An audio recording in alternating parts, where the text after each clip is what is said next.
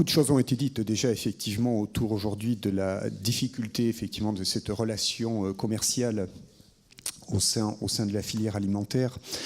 Je pense qu'il faut resituer effectivement un petit peu le contexte aujourd'hui de ce que permet la loi et quel a été l'objectif aussi visé par la loi. Alors, comme toujours, hein, on voit aujourd'hui les faiblesses et on dit qu'effectivement le cadre législatif n'est pas adapté aujourd'hui à une bonne contractualisation au sein de la filière, et notamment ce problème de la répartition de la marge de l'amont vers l'aval pose effectivement beaucoup de questionnements et de doutes.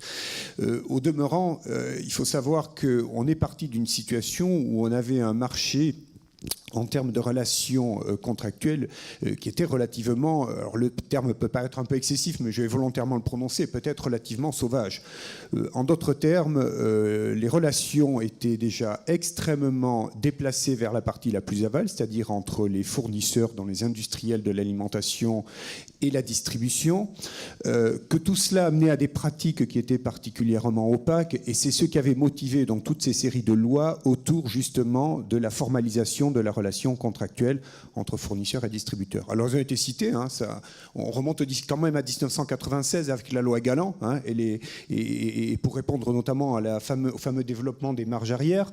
Et puis ça s'est suivi au fil des années, hein, au fil des décennies, avec notamment la grande loi de modernisation de l'économie en 2008. Bon.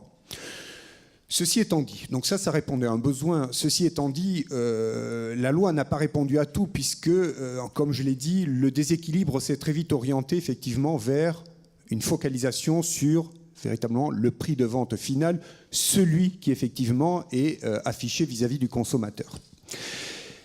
Alors, ce prix de vente, en fait, il fallait arriver finalement quelque part à l'encadrer, à le sécuriser.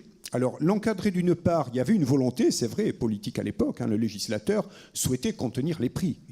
Ça a été dit d'ailleurs précédemment, l'objectif c'était, on doit préserver le pouvoir d'achat du consommateur. Donc on voit quand même qu'il y avait une finalité déjà assez orientée effectivement sur cette nécessité de meilleure transparence dans cette relation commerciale. Il faut contenir le prix de vente au consommateur. Alors, pour cela, on a cherché effectivement à fixer un certain nombre de garde-fous. Ça a été, je pense, les éléments assez novateurs de ces séries de lois et qui ont été quand même plutôt positifs. L'un des premiers éléments, il faut le rappeler quand même, ça a été de fixer effectivement le fameux seuil de la revente à perte, hein, consistant à dire la vente à perte, c'est interdit. Bon. Donc pour cela, effectivement, il fallait définir un seuil en deçà duquel, effectivement, la vente devenait totalement illégale. En tout cas, c'était une pratique tout à fait condamnable et sanctionnable. Encore faut-il arriver effectivement à bien définir ce que l'on doit mettre derrière le concept effectivement de vente à perte. Et je dois l'avouer, c'est un sujet encore aujourd'hui qui alimente beaucoup de débats. Je sais que c'est en discussion dans le cadre des États généraux de l'alimentation, notamment quel est véritablement le seuil réel, le juste seuil de la vente à perte. Alors encore une fois, derrière un prix de vente, on va dire, il y a d'abord un prix de revient.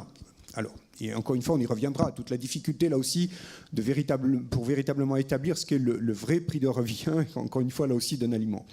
Il y a un prix de revient. Bon, grosso modo, on sait à peu près ce qu'on va y mettre dedans, hein, chaque maillon ayant effectivement des coûts à supporter. Mais derrière cela, il y a tout un tas d'autres pratiques qui se sont développées au cours des années, et c'est toute la difficulté de la loi aussi, hein, de pouvoir suffisamment anticiper. Derrière un prix de revient, ensuite, effectivement, il faut faire l'approvisionnement effectivement de centres de distribution, donc il y a du transport.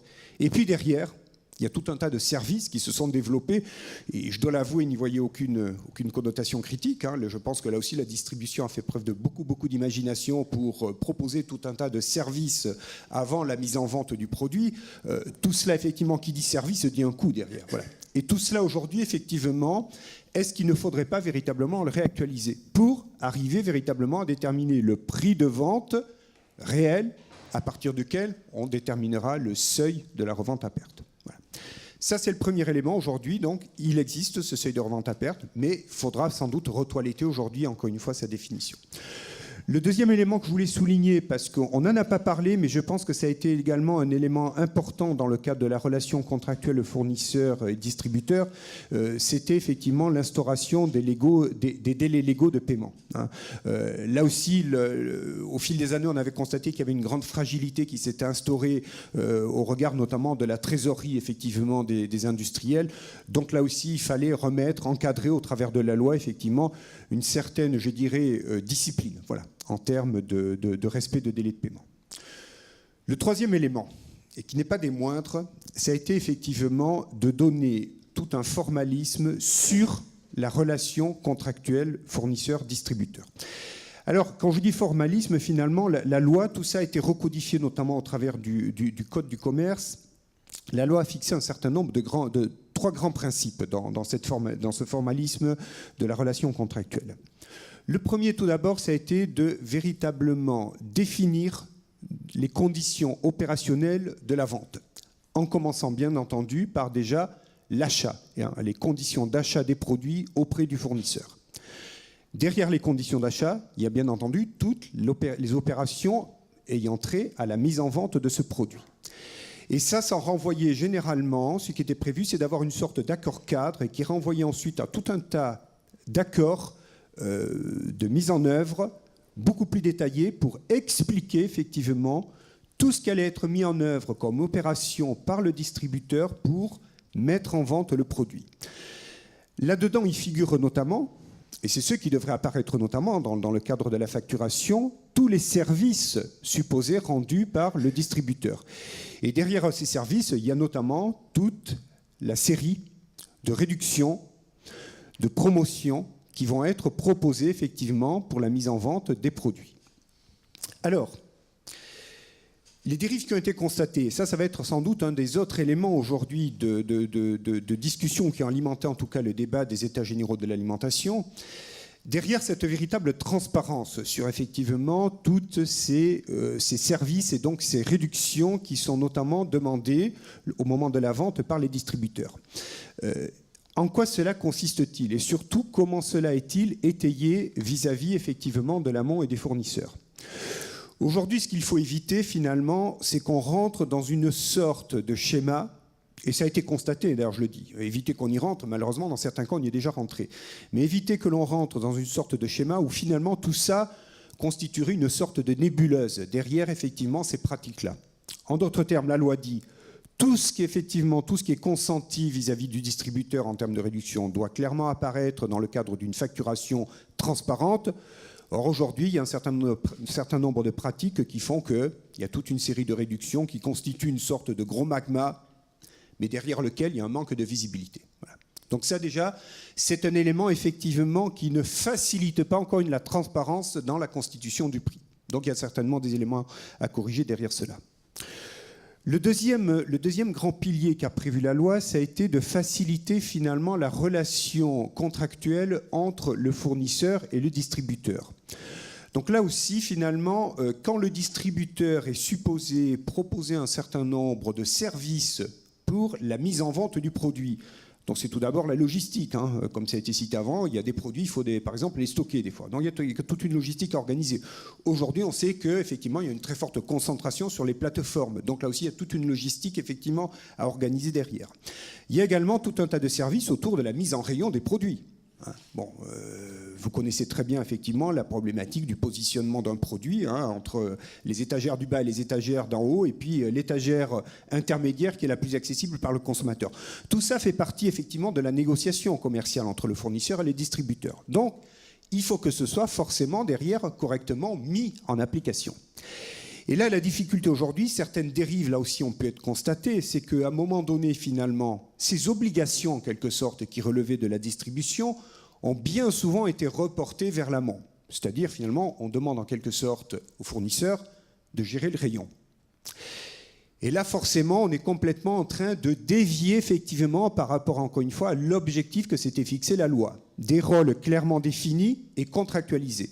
Dans les faits, effectivement, on retombe sur des formes de pratiques abusives où on dit finalement, ce que je devrais faire moi, je te le reporte à toi, et c'est toi qui finalement va gérer le rayon. Alors on est allé même dans certains cas encore plus loin, où finalement dans le cas de cette contractualisation, il fallait partager les rôles. Finalement, le distributeur, par exemple, ne supportait plus aucun risque. C'est des constats que l'on a fait au travers de contrôles réguliers dans les pratiques commerciales, par exemple au niveau de la distribution. En d'autres termes, je mets en rayon des produits, mais s'il y a de la casse, s'il y a du vol, s'il y a des invendus, finalement, c'est le fournisseur qui supportera tout cela. Alors, encore une fois, ça peut être contractualisé sous la forme de fourniture de produits gratuits ou tout simplement verser une somme équivalente à toute la masse de produits qui n'auront pas pu être vendus. Voilà. Donc là aussi, on dérive à nouveau vers une sorte de pratique abusive que la loi condamne d'ailleurs. Il y a un article du Code du commerce qui définit bien effectivement que toutes ces positions visant finalement à définir une sorte de répartition totalement déséquilibrée du jeu doivent être sanctionnées.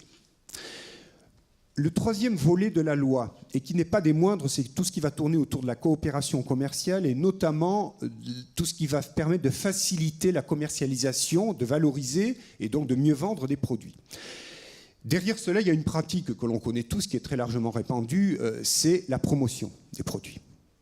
Alors là aussi, derrière la promotion, sont venus se greffer un certain nombre de pratiques qui, quelque part, ont fortement ou se sont fortement éloignées ou ont détourné l'esprit de la loi. La promotion, finalement, c'est quoi? C'est avant tout qu'un fournisseur puisse, à un moment donné, essayer de mettre en avant son produit. Alors, notamment, ça, c'est essayer, là aussi, de véritablement porter les fruits de l'innovation qui ont pu être faites sur certains produits. Il faut faire connaître un produit. Donc le fournisseur, il attend finalement d'un distributeur qu'il puisse effectivement lui assurer un certain nombre de services pour assurer la promotion de son produit au travers d'un certain nombre de méthodes, effectivement, de mise en avant du produit. Alors, on le connaît classiquement, vous avez effectivement les formules acheter 3 produits pour le prix de 2 ou 2 produits pour le prix d'un, acheter tel produit et vous aurez un bon de réduction et plus vous en achetez, plus vous aurez de bons de réduction, acheter ce produit et vous aurez également une sorte de cagnotte qui va se constituer sur votre carte client avec le distributeur. Voilà. Tout cela visait au départ, là aussi, encore une fois, à essayer de défendre au mieux, effectivement, la marque d'un fournisseur, donc de mettre en avant véritablement son produit et la valeur ajoutée associée. Dans les faits, là aussi, souvent, il y a des dérives qui ont été constatées, c'est que derrière ces promotions, finalement, c'est plus véritablement ou de moins en moins le fournisseur qui s'en retrouvait effectivement le principal bénéficiaire, mais, le fournisseur, oui, j'espère que j'ai dit, mais souvent, effectivement, ça a été ramené au bénéfice du distributeur. Je vous donnerai un exemple très concret. Je citais l'exemple de gagner des points ou des avantages sur une carte de fidélité. Bien souvent, la carte de fidélité, elle met plus véritablement en avant le produit effectivement pour lequel le fournisseur cherchait effectivement à gagner en termes de reconnaissance donc, et de poids sur le marché.